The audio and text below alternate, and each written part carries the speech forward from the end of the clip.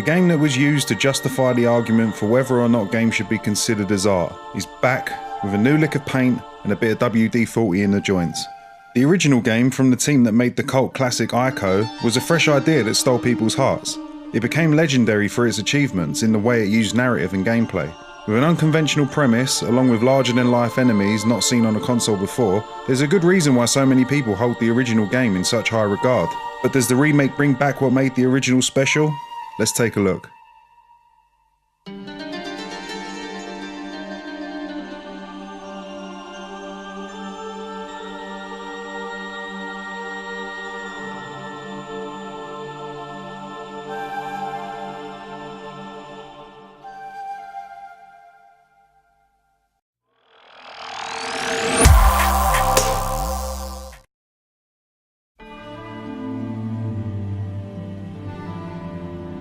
When I said that this game had a new lick of paint, I wasn't joking. They didn't just tighten the nuts and bolts. This game was rebuilt from the ground up. They've completely remade every aspect of the game, and you can really tell how much love they put into this project with the visuals. They've meticulously recreated all the textures to make it look and feel the same without it actually being the same. Kinda like what they did with the Crash Bandicoot Insane trilogy, and the results here are stunning. With a lot of areas in the game being very open, the details don't jump out at you. But when you're in the more enclosed areas like the forest, you can really see the level of detail, and it really can look amazing. You see light beams through the trees, foliage looks thick and dense, and the fur on the Colossi looks like actual fur rather than the layered textures sheeted over one another in the original. The only place where the graphics actually really lacks is in the characters' faces. They still kind of look PS2-ish, but to be fair, they're the part of the game that you're going to be looking at the least. Wanda's model, other than that, looks amazing. You can now see all the detail in his outfit. Flat textures have been replaced and now show tiny details like the threading of his shirt, dirt in the material, and you can now even tell what material his clothes are made from. But the stars of the show are what really matters most, and they are the Colossus. Though the designs remain the same, and let's get it right, they didn't need to be changed. They still managed to fill you with the same feeling of scowl and intimidation they always have. With the added spit shine to the visuals, it makes all the battles look like moving paintings. You can pause the footage at almost any moment and create a piece of art, and it helps with the photo mode that they've included. With the photo mode, it gives you the opportunity to fiddle with the look of the game, like an Instagram filter, as well as being able to adjust settings like film grain to personalise the look to your own liking. The only real problem that I have with the visuals in the game is just how small the text on the menus are. From my sofa, I can just about make out that there's even words on the screen. And with the bright white background that the text is normally on, it makes it even harder to make out sometimes. Why they didn't just use text in bold, I don't know. But the rest of the subtitles in the game are fine and perfectly readable from a distance.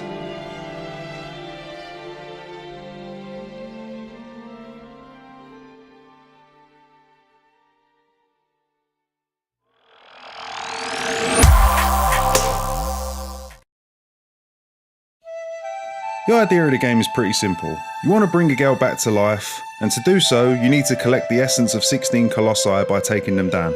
Even though the game is pretty much an open world, the order that you take down each Colossus is linear and act pretty much the same way that a stage would in most other games. Each stage starts out with you seeking out where they are with your sword by holding it up to the sun, so that the reflection shines a light in the direction that you need to go, followed by some horse riding, a bit of climbing, and a minor bit of platforming. Once you confront the giant beast, you're tasked with the puzzle of figuring out exactly how to beat them, with each battle being more elaborate than the last. These battles also show a variety of different ways to utilise the gameplay, with each Colossus needing a new method to be taken down. Some need to be injured to drop them to the floor so you can jump on their back and climb their fur to their weak point.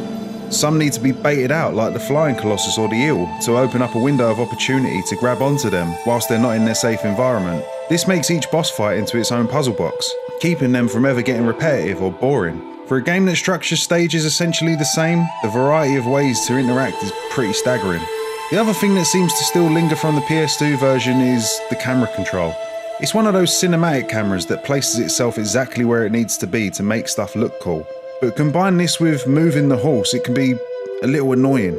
Like you aim the camera to look at what's in front of you, but as soon as you take your thumb off of the stick, it springs back into its cinematic position.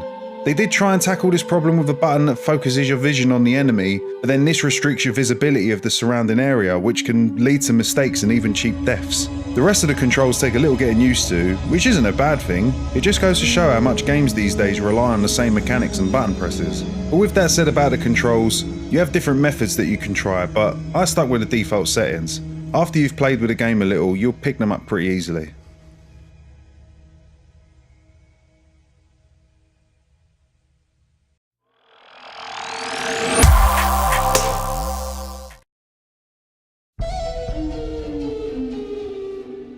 Not much has changed here from the original game. Seems like all the sounds have been polished up to make them crisp for the newer release of the game without deviating too much from the source material. One thing I'll give this game's sound design credit for was a topic in another video I made, and that is how they thematically use music in the game. Each set of actions has its own theme played alongside it. For example, when you climb the Colossus to start your attack, a heroic theme will play. This not only makes the section of the game that you're playing seem more epic, but it also indicates that you're on the right track to taking down the beast. When you beat each Colossus, you have a melancholic theme that plays as wonder absorbs the essence from the downed enemy. It gives you a sense of accomplishment, but with a hint of sadness, which for me filled me with this odd feeling of questioning the nature of what the character is actually doing here. Is he doing the right thing, or is he killing innocent beings for his own selfish gains? It subtly put me at odds with the overarching themes of the game. Other than the music, the sound effects work really well. Though not always realistic, they give a nice signal to your actions. Like when you stab the Colossus' weak spot with your sword. It gives you a nice crispy crunch sound, signifying that you've successfully hit his weak spot. One cool thing with all of the games from Team Ico is the weird made-up language spoken by the characters.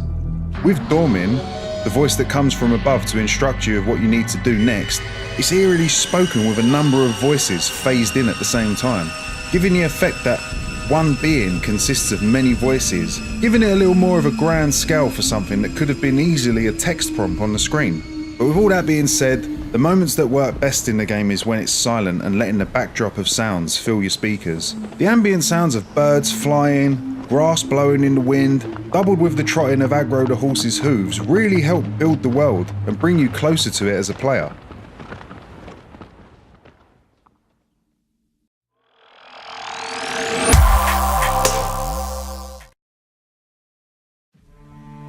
The original release of the game on the PS2 was a pivotal moment for gaming, giving a scale not seen and pushing the boundaries of the way a game can be structured narratively.